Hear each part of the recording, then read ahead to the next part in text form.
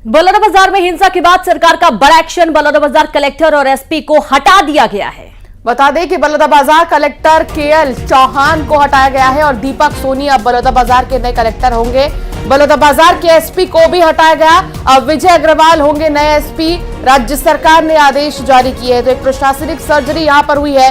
बलौदाबाजार में भड़की आग के बाद कुछ महत्वपूर्ण फैसले लिए गए हैं और फेरबदल किया गया है और इसमें जो नई जिम्मेदारी है वो दो नए चेहरों को दी गई है। बड़ा एक्शन। बलौदाबाजार में जो हिंसा हुई उसके बाद सरकार ने एक्शन लेते हुए कलेक्टर और एसपी को हटा दिया और अब जो है कलेक्टर केएल चौहान को हटाकर दीपक सोनी को लाया गया है। दीपक सोनी होंगे अब बलौदाबाजार के नए कलेक्टर। इसके अलावा बलौदाबाजार के एसपी को भी हटाया गया है। विजय अग्रवाल होंगे नए एसपी। तो देखिए, कल हुई इस घटना के बाद से लगातार ये बैठकें भी हो रही थी। कड़ा एक्शन लिए जाने की बात कही जा रही थी। ये जो उपद्रव और ये हंगामा हुआ, इसकी तस्वीरें भी आपको दिखाई गई थी। कई वाहनों को आग लगा दी गई और आग जलने की इस बड़ी घटना में काफी नुकसान भी हुआ है। और इसी दौरान बलौदाबाजार के जो एसपी और कलेक्टर हैं, इन्हें हटा दिया गया है। इनकी जगह नई जिम्मेदारी दूसरे एसपी और कलेक्टर को दी गई है। और इस तरीके से अब देखा यह जा रहा है कि सीएम साहब लगातार बैठक कर रहे थे। बलौदाबाजार कलेक्टर केएल चौहान को हटाकर दीपक सोनी को यहां पर पदस्थ किया गया और साथ ही यहां पर एसपी को भी हटा दिया गया है। अब विजय अग्रवाल जिम्मेदारी संभालेंगे।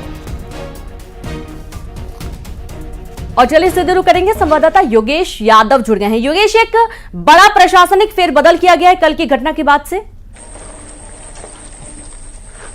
जी बिल्कुल, आपको बता दें कि बलौदाबाजार में हिंसा भड़कने के बाद प्रशासन ने, राज्य सरकार ने एक बड़ी कार्रवाई की। बीती रात आदेश जारी कर कलेक्टर और एसपी के तबादले किए हैं, जिसमें बलौदाबाजार के कलेक्टर हैं केएल चौहान, उनको विशेष मंत्रालय में सचिव के पद पर पदस्थ किया गया। उनकी जगह पर दीपक सोनी, जो कि मंत्रालय में सहकारी संस्था और मनरेगा का अतिरिक्त प्रभार देखते थे, वो बलौदाबाजार के नए कलेक्टर होंगे।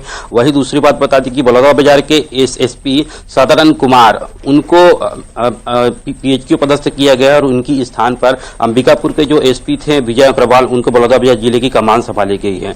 जब से हिंसा हुई थी, परसों की बात है, तब से न्यूज 18 लगातार दिखा रहा था हिंसा इतनी बड़ी, प्रदर्शनकारियों ने इतना उपद्रव मचाया कि छत्तीसगढ़ के गृह मंत्री डिप्टी सीएम को जो जिस दिन घटना हुई उसी रात को लगभग 1 बजे बलौदाबाजार आना पड़ा। उसके बाद बैठकों का दौर जारी रहा।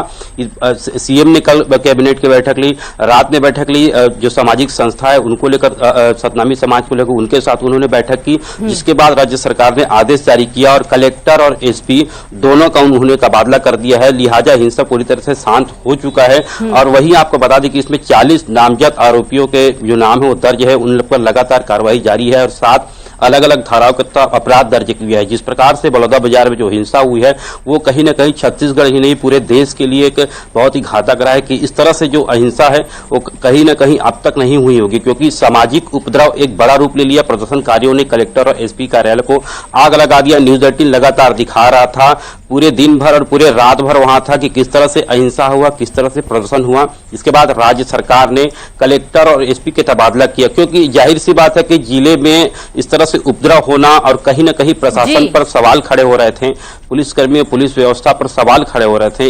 इसके बाद राज्य सरकार ने आदेश जारी किया और फिर कलेक्टर और एसपी के तबादले किए गए हैं, क्योंकि कलेक्ट्रेट में लगभग कई कर्मचारी थे। जब आगजनी की घटना हुई तो वहां पर कलेक्ट्रेट में कर्मचारी मौजूद थे।